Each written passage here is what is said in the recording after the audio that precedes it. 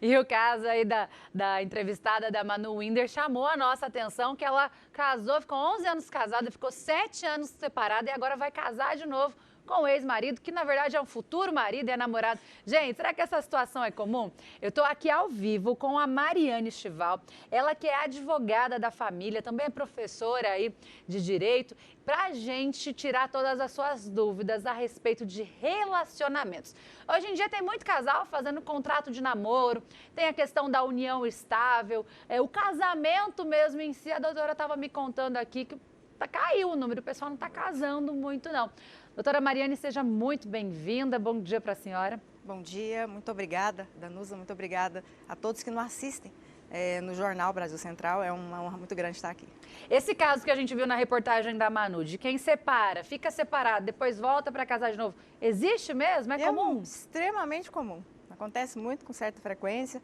Nós temos todos os tipos de situação. Nós estamos falando de direito das famílias.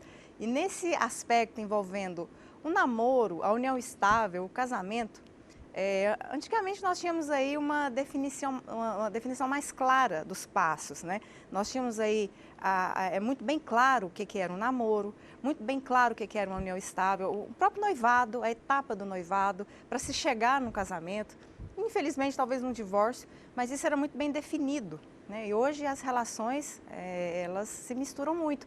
Então, às vezes, as próprias pessoas envolvidas naquela relação, elas não sabem se estão no namoro ou se estão na união estável. E é muito importante esclarecer essas dúvidas, porque os desdobramentos jurídicos são distintos, né, em relação ao namoro e à união estável. Ó, a gente tem alguns dados aqui. Em 2023, foram escriturados 126 documentos em cartório, contratos de namoro. Esse ano, até maio, foram já 44 documentos escriturados, isso no Brasil.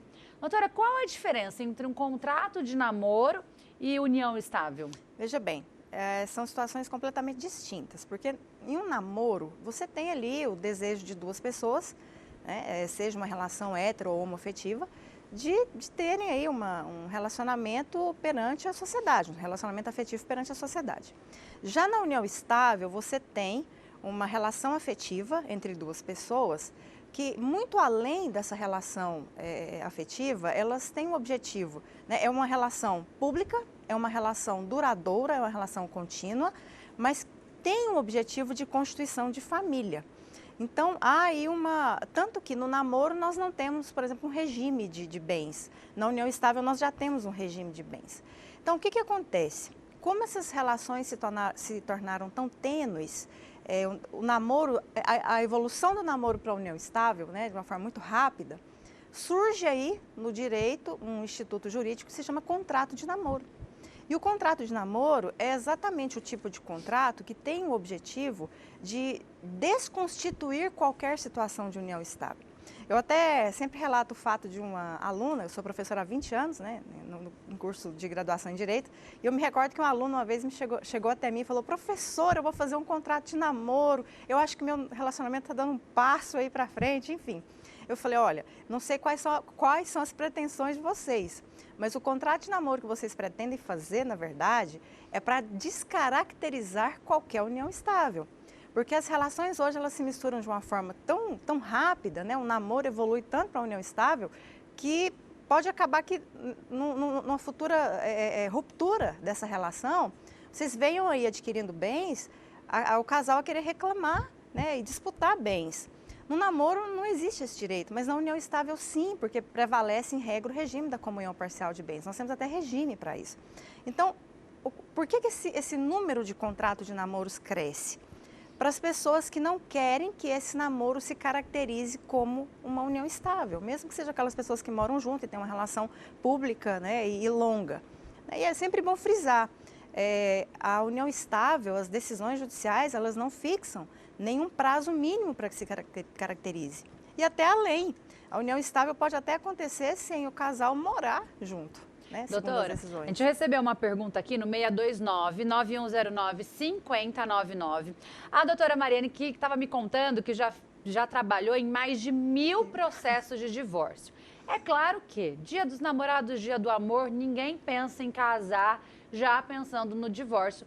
mas é uma realidade aqui no Brasil, né? É uma realidade e, bom, infelizmente, né, porque eu acredito que o casamento é um projeto, né, e é um projeto do casal, é um projeto que envolve famílias e, infelizmente, não, quando você faz um projeto, você não quer fazer um projeto para ele ser Pra desfeito. separar, Então, né? eu acredito que ninguém se casa para se separar. Ó. Mas, infelizmente, é uma realidade, né? A Célia mandou aqui o seguinte, doutora, ela falou que foi casada durante 20 anos e separou há 9. Quando ela separou, ela falou que o divórcio foi de maneira amigável e que ela confiou no ex-marido dela, que falou que daria parte dela dos bens depois. Só que depois que foi feita essa separação, ele passou esses bens para outras pessoas e até hoje ela não conseguiu nada. Ela falou se ela tem como reverter essa situação ainda. Isso acontece com uma certa frequência, por quê? Porque é possível que a partilha de bens seja feita posteriormente ao divórcio. Então, é possível que o divórcio ele aconteça e posteriormente seja feita aí uma ação de partilha. Agora, veja bem, nessa ação de divórcio, essa relação de bens, essa informação sobre a existência de bens tem que constar e dizer que a partilha será feita oportunamente. Então, a própria sentença judicial ela vai mencionar que existem bens a serem partilhados, mas que o casal optou por fazer essa partilha em ação própria. E há sim a possibilidade jurídica dela reverter essa situação.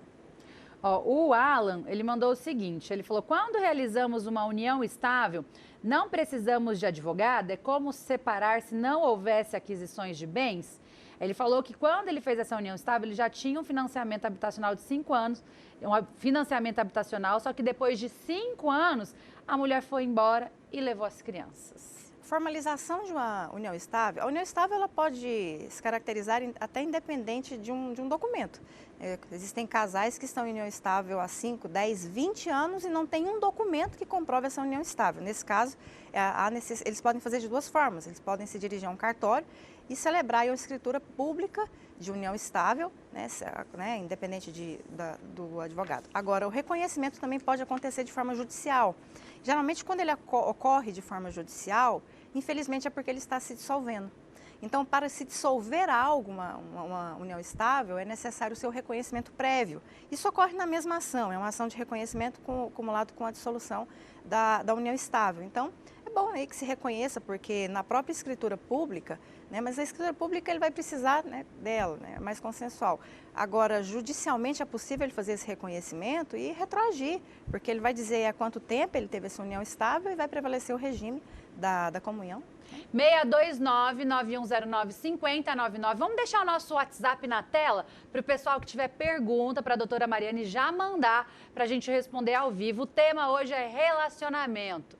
Namoro, união estável, casamento e divórcio. Doutora, tem muita pessoa solteira aqui no Brasil. Por que o número de casamentos ele tem caído? Temos aí hoje, aproximadamente, né, claro que os dados não são tão precisos em relação a isso, mas eu posso dizer para vocês que nós temos hoje, segundo estudos, aproximadamente 81 milhões de pessoas solteiras hoje. Então, hoje, no Dia dos Namorados, 81 milhões de pessoas não comemoraram essa data hoje, né? É um número muito alto. Tivemos aí nos últimos anos uma queda de 10% no número de casamentos e tivemos um aumento de quase 400% no número de união estável. Doutora, a gente estava falando da questão do contrato de namoro, que ele dificulta ali um pouco da partilha de bens, porque quem namora não tem direito ao bem, mas a união estável ela dá direito ao bem. Mas para caracterizar a união estável, não precisa necessariamente ter ido no cartório e ter assinado esse documento, né? Veja bem, a união estável é uma relação, né, de duas pessoas que têm aí um compromisso perante a sociedade de uma constituição familiar futura. Os casais eles convivem, né? Eles se reconhecem numa situação de união estável. Mas como eu te disse, é recomendável que essas pessoas formalizem a união estável. Elas podem formalizar, se forem de forma consensual, no cartório. Então, procurar um cartório, faz uma escritura pública de união estável. Essa escritura ela é útil até para outras finalidades, questão de plano de saúde, questão de financiamento habitacional. Então, é importante, se o casal está aí reconhecendo que está em uma união estável, é importante que procurem um cartório e façam esse reconhecimento. Mas isso não impede que futuramente esse reconhecimento ocorra e de forma retroativa. Doutora, mais de 1000 processos aí da questão do divórcio, né? Com certeza, muitas reuniões, discussões e consultas com casais. Hoje a gente está falando de amor, hoje a gente está falando de celebrar a paixão.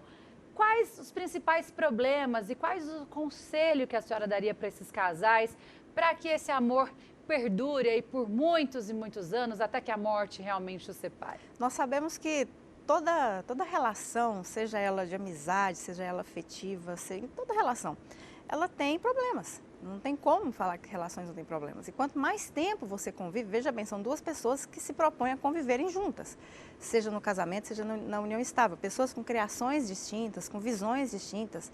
O primeiro ponto que eu vejo, e até me perguntaram isso no último final de semana, tudo vai se convergir na questão do respeito. Mas o respeito que eu digo, porque o respeito é um dos deveres do casamento, essa reciprocidade em relação ao cuidado e ao respeito. Não só o respeito em termos de fidelidade e lealdade, mas também o respeito às diferenças na individualidade do casal. Então, às vezes a gente tem que abrir mão ali de algum ponto, porque nós temos visões diferentes das situações da vida. Eu vejo aí casais, por exemplo, eu fiquei muito triste por fazer um divórcio em que o motivo foi político, por divergência política. Então, ou então, às vezes, por divergência religiosa, ou então por uma divergência que você vê que vem de uma criação, mas que precisa ter um respeito. Conheci um casal, quando me procurou, que eu vi, geralmente quando eu converso com um casal e vejo aí, olha, nós viemos divorciar, e quando eu vejo uma briga na minha frente, eu não consigo nem conversar com o casal, começo a entender o motivo, eu falo assim, gente, vamos reagendar essa reunião, vamos conversar mais um pouco, conversem mais. Eu acho que o que está faltando é que com essas facilidades em termos de divórcio, acho que o que está faltando é mais diálogo, mais respeito em relação à individualidade, porque, como eu disse, são duas pessoas com histórias distintas, com criações distintas, com visões distintas de muitas coisas e que resolvem morar junto ou conviverem. E o respeito é a base de tudo. Quando perde o respeito em todos os aspectos, é muito difícil resgatar. Eu sempre falo aqui, né? Quando quebra alguma coisa na sua casa, no seu carro, você joga fora ou você vai mandar arrumar, você vai tentar consertar para continuar usando?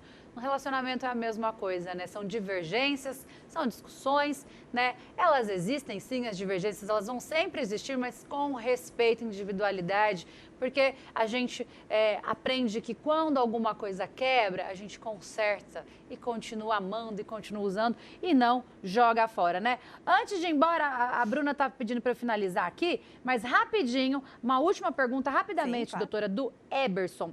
Ele falou que ele morou 30 anos na casa que ela mora, só que ele entregou a casa para ela, entregou tudo para ela, com móveis, tudo. E aí ele separou. E agora ele tem direito. Ele saiu da casa e deixou para ela. Ele tem direito agora a essa casa, esses móveis, a fazer essa partilha? Eles estão separados. Mas foram casados? Ele só falou aqui que ele não separou ainda, então eu acredito que eles ainda estejam casados, mas não moram mais juntos. Certo. Bom, o que eu recomendo é que regularize a situação o mais rápido possível, né? Eu não sei, por exemplo, o tamanho do imóvel, mas nós temos aí hoje a chamada usucapião familiar, né? Então, por exemplo, aquela pessoa que deixa a casa, respeitados aí os limites da própria usucapião familiar, eu já vi situações de pessoas que deixaram o imóvel, saíram, simplesmente deixaram esse imóvel e depois de 2 anos, porque o prazo é 2 anos, quem permanece no imóvel, a depender do tamanho do imóvel, mais requisitos da lei, essa pessoa pode aí requerer uma usucapião familiar, que é a declaração de propriedade da meação, e adquirir esse imóvel todo. Então, eu recomendo que regularize, pelo menos uma separação de corpos, ou então já resolva essa questão do divórcio. Se for uma união estável, que nós não sabemos aqui, né? Às vezes a gente usa o termo separado, mas que veja se há o reconhecimento, já faça essa dissolução com essa partilha desse bem e regularize a situação o mais rápido possível.